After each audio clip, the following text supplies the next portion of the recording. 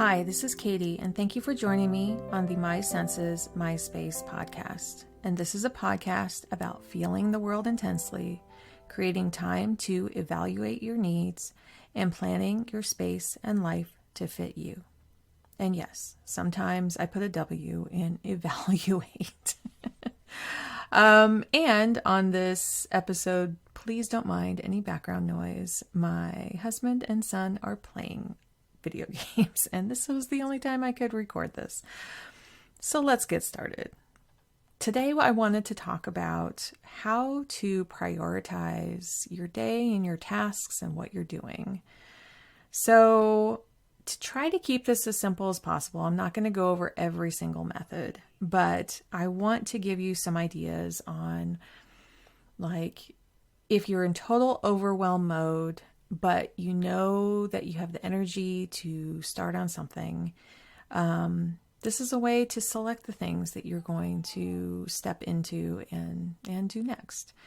So the very first thing to do is really to get everything out of your head. Do a brain dump, get it all out on paper. Sometimes people can put them on a bunch of sticky notes, which actually saves some time later. So if you use some kind of board to organize your thoughts later, that possibly could be something that helps. Now, on the flip side of sticky notes, they can fall off and they can blow away in the wind unless you have really good ones. So consider that. But then having like just a big sheet in your notebook that has them all written down and then transferring them later can really be great, because sometimes they do get lost in the shuffle and you still have, your brain dump to refer to. After you do this, so you're looking at all these tasks, right? You're looking like, oh, this is all the things that were in my head. These are things that I need to do today or tomorrow or in a week or in a month or in 5 years from now, right? Like, it can run the whole spectrum of what you're trying to achieve. So what do? So one of the great places to start is to say, what's your energy level today? Okay, you could answer this a little later on, but really asking yourself, okay, how tired am I today? Did I get enough rest? Have I pooled my resources of like eating a good meal, of, getting ready for the day? Do I have the spoons to move forward? Because if you don't and you have the brain dump, you can tend to that later. Like, asking yourself this question first means you actually could go and tend to your needs right away. Like, making sure that having that meal in your body and that water in your body or whatever you need can help you think through the decisions that are to come. Otherwise, you could be super hangry and trying to make really hard decisions. So that's a place to start. If that's all good, what resources do you have on hand? Do you have outside help? Do you have the materials that you need to move forward? If it's an organizing project, if it's a computer program that you have to use for work, is it all the information that you need? Do you have everything on hand to actually dive in? And this can be like, well, I would need to start the task in order to kind of see that. But I think we can do some preliminary work to keep it hands off, but still know, like, looking at a task, wait a minute, I don't know how to do the first step at all. I need to find a YouTube video. So this is not the time to go and find that video. This is the time to write next to that task, find YouTube video, because that's actually your first step. Another question to ask: do I need to ask someone else some questions about this next task? Is it a project that's involving more than one person? Do you need to catch up and see where the rest of the group is? Do you need to talk to your partner or friend and go, hey, what's our next step on this? Because you may say in your tasks, I'm going to get further along in this project. It may be that generic, but what is that? What does further along mean? And I'm going to get to let's get down to specifics here in a moment. It's, do I need to touch base with someone, check in with someone, see what those next steps are? Because you may not know. You may need an update, an external update from someone outside of your brain to go, this is where we're at.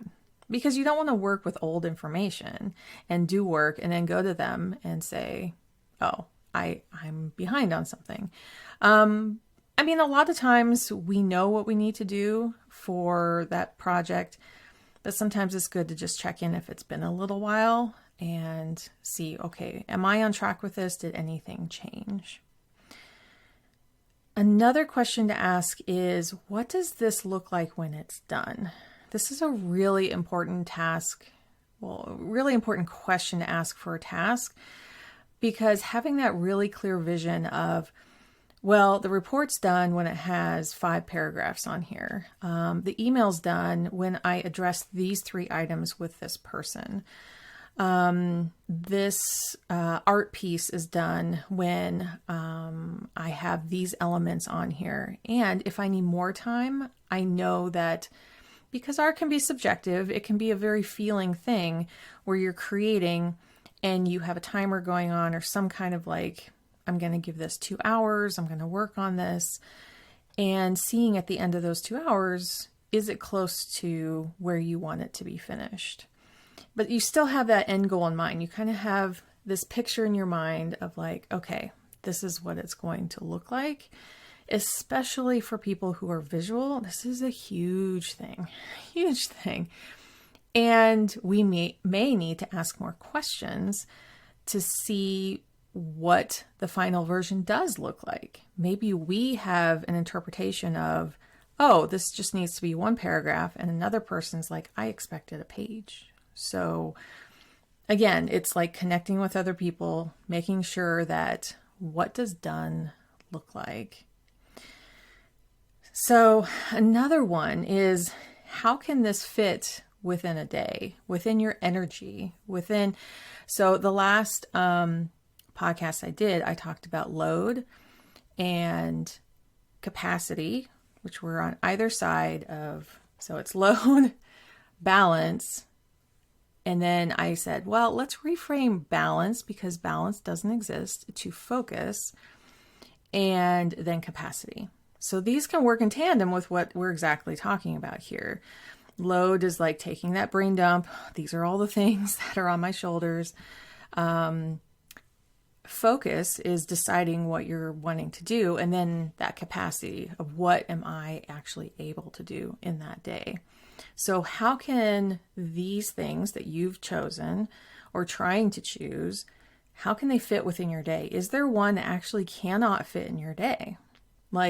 You may wish and want to have it happen today, but it's possible there's no way to fit it within your day. Maybe there's an hour commute and back to get to that thing or to finish that.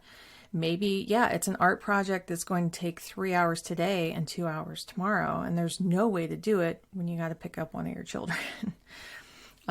Maybe it's that you need to go and grab supplies today, or a supply is out and you're not going to be able to start it today. So you need to revisit tomorrow.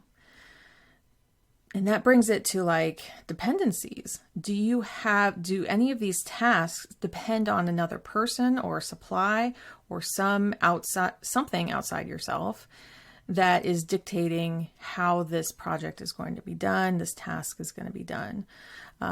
Especially if it's a supply that you do not have, you're going to be dependent on whenever that supply arrives. Maybe you are waiting for some information from someone else in order to do the next part of the task. And so that's not a today problem, right? You have to wait. But you could send an email to someone or check in with someone or check in on that supply and do a quick check-in before you're putting things on your task list to see if that thing is available or if that information is available so that you can move forward. But you're not going to be able to do it if it's dependent on someone else. Now, on the flip side of that, is someone else depending on you? I love to try to go through all my brain dump that's in front of me and think, if I get this one thing out, does it allow someone else to keep rolling on it so that I can move on to something that I need to focus on? So anything that I can think of, it's like, playing tennis, right? If I can lob the ball back and have them have it for a little while and work on something, I feel like really good, like everything's still moving, but I'm not having to do the work, right? But I love that other people can work on things while I'm still busy with other tasks. But I do prioritize those things, so the earlier that I can get them to them, the more time that they have to do a really good job on it too, so they're not doing a rush job. The other thing are due dates. Like, what are the due dates on these things? Sometimes they're your own personal projects and you assign your own due dates to them and they can become fuzzy. But other things can be very high priority, where the night before you're like, oh my goodness, I need to call the pharmacy about my daughter's medication, And so the first thing what you do when you wake up, that's going to be your 8 a.m. call, right? Your 9 a.m. call. First thing on your list. And in some areas, this is like doing your most important thing. This is called eating the frog. It's whatever it is, that very high priority thing. Sometimes it can be the hardest thing if you don't have like a very urgent thing, but right away, like, this has to be on my list today. There is no choice about it. This deadline is today, or even hours away. But then let's look at the other deadlines as well. Is it something that has a week to it? Is it a longer project that needs maybe multiple check-ins? And then having like milestones within that, saying, okay, I need to plan this whole vacation with my family. We have 3 different families involved. So how do we coordinate and get all the payments done, all the reservations, all the planning of how we're going to get there, logistics, all that stuff? How is this going to come together? You're not going to do it all in one day. So you're going to have some milestones. This is when the deposits are required. This is when we need to confirm flights. This is when we need to confirm, dates are first usually. And this is going to be, our eating plan, what restaurants, what food that we need. And then this is the day we leave, right? So there's all these milestones along the way, and being accountable for those individual milestones is really important. So having a plan to check in with certain people at certain times, even if it's really rough, even if there's only 2 milestones, maybe 3, it can be very, very simple, and it can be a very small project as well. If it helps you to check in with someone, you find yourself much more able to complete things that way, kind of like a body doubling or just being accountable to somebody, then yeah, do it,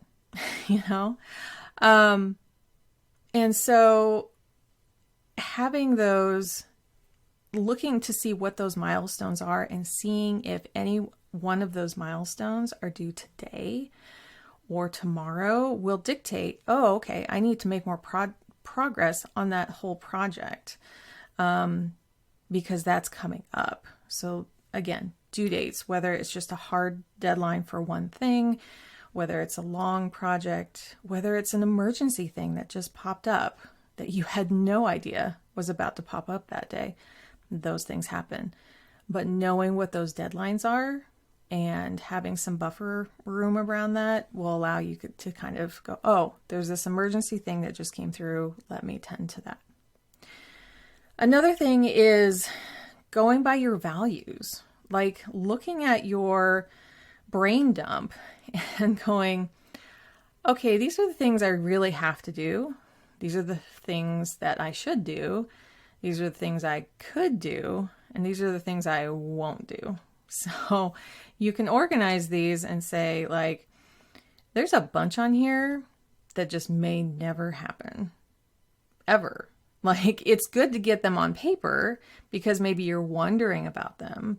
Like, oh, it'd be really nice to schedule, I don't know. You can make up whatever thing it is to schedule this one thing.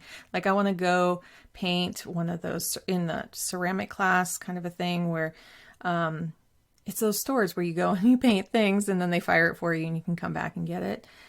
Maybe that's something you really want to do. But maybe it shouldn't be anywhere near your to-do list for the day. What I like to do is kind of have this running list in the background of like fun things. So I know that I can go to that list when I'm like, okay, I need a break. I've been working too hard. Let's schedule some fun things on there. But it's not something I'm going to schedule today. And this week doesn't look like the best week to do something like that. So it's not something I should be constantly looking at in a brain dump going, oh, I need to do that, because you don't actually have to, but it's like a really nice to do something. So like you should have fun, right? You really should have fun. But does it need to be like the third priority thing on your list for the day? Also knowing that anything that you're saying yes to within the day, whatever you're putting on your list, you actually are saying no to other things. Now, it might seem like, well, but I'm always pulling from my brain dump. I'm always having to go through all these things, and eventually I get them all done, and I'm constantly refilling my brain dump. But I think the invisible part to all of this is that there are things you're saying no to every day. There are opportunities that are kind of coming into your life that you have to say no to that day because of the things that are on your list. It's just virtually impossible to say yes to everything. So even if it's like delayed, meaning like, okay, well, maybe you have to do your taxes, right? So you go, okay, I'm going to do them Saturday and I'm just going to get them done. But then they don't get done that day. So they move to Sunday. And then they move to Monday, and maybe they're due Tuesday, If you planned on doing them Saturday and getting them done, it's okay to estimate and go, well, my estimation was totally off. I need to do these other things. But the things that you had planned for Sunday and Monday and into Tuesday, you had to say no to some of those things. Had to say no to some of your rest time, to maybe spending time with a family member or like friends or something. And so some of those things that really do help you live your life of relaxation, of doing fun, you're saying no to because of this project. Now, I'm not saying that, you can just go off and do something else, but you still have these to-dos to do. But figuring out a way of like asking for help, hiring someone, making a plan to work on things more in advance so you have more time, and chunk them down. So make them smaller into smaller pieces so you can do them, having those milestones, looking at it much differently so that you're not waiting to the last minute. And that can be hard to do. But I've helped a lot of people do this, but it's a way to kind of look at a big project that you're trying to squish into a small amount of time and end up saying no to some things, looking at it differently for next time, right? Like you're not going to be able to do much when you're up to the deadline, and saying, okay, I'm going to, next time this comes around, give myself more time, more accountability, more milestones, more understanding of what each part looks like when done. And let's come back to the stickies. So stickies are, I think, really pretty popular because they allow our plans to be fluid. They allow our plans to move around and understand. Like, just for instance, if you do like an evening food plan. So like all of the dinners. For me personally, I am constantly moving around like, oh, let's have this for dinner. Like I have a bunch of meals for the week, but the particular day that they fall on, a lot of people have opinions about which meal should be on which day. And I'm just saying like within my family. And maybe someone doesn't want to have a meal that's very similar to the one that we had last night. So it's like, well, you know, if you defrost meat, I'm getting into the weeds here a little bit. But sometimes you can do that. And sometimes you can go, oh yeah, let's flop this around. Let's have something else. And it's really nice to have those on stickies and to just move them around. And I love the concept of having some sort of like glass frame and putting maybe some kind of calendar behind it, and then using the stickies on top of the glass and using, you know, the calendar behind that as the grid and how to kind of organize everything. But then you can move the stickies around. You can move for meals, for events, for any kind of planning that you're doing. You can color code them. You can take things off and replace them and swap things around. It's really such an amazing tool to keep everything right there. Now you can do the same thing in digital apps as well, of things like Trello, or even Todoist has kind of a board way of doing things. And there's many more out there.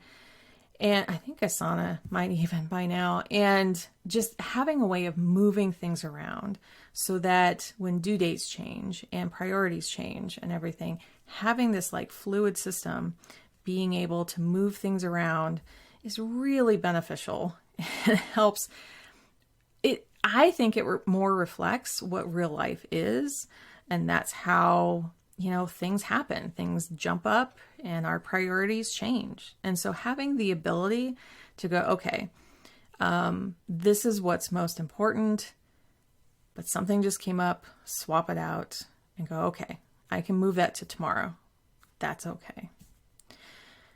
And what is really important to me here, we're getting to the end of it, is having a to-do list that I'm not looking at all the other stuff as well. Then I'm really blocking out things that are not my problem for the day.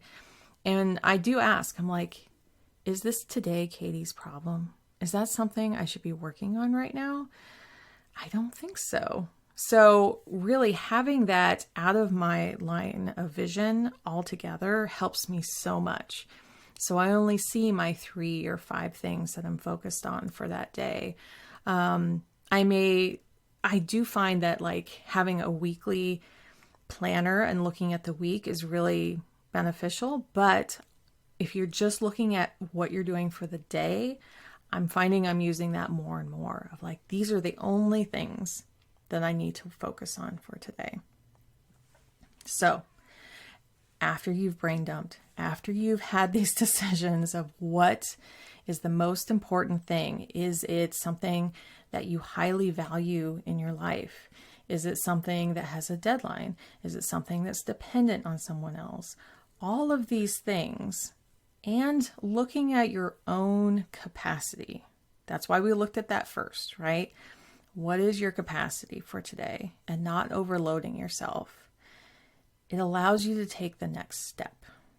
Now, if you are feeling stuck on starting into that next step, that's going to be another podcast. But for today, knowing that you can really dive in and going, okay, now I have my priorities straight. Now I have an idea of what this looks like when it's done. Now I know what the due dates are, what's happening. You just get a very clear picture of everything. And then if you are blocked, ask why. Ask why. Why is it? And there are no wrong answers here. There's no judgment here. Anything that you are feeling is completely valid. And again, I do want to go into this more deeply. And I have gone into those in the last few episodes of like, what is blocking? What is internally blocking, what is externally blocking. So go back to those. But if you ask yourself, what is the feeling that's coming up? Do I feel like it needs to be perfect? Do I feel like my work's going to be judged? Do I feel like there's no way I could make this deadline and I need to talk to somebody? There's a lot of different factors there. But if you don't feel friction, start at the top of the list with your first priority and take action. So thank you for your leniency on this one. I have an important day tomorrow, so I'm trying to get this out as soon as possible. And so I may be stumbling over some of my words in this one. And thank you for your patience. And until next time, thank you for joining me on the My Senses, My Space podcast.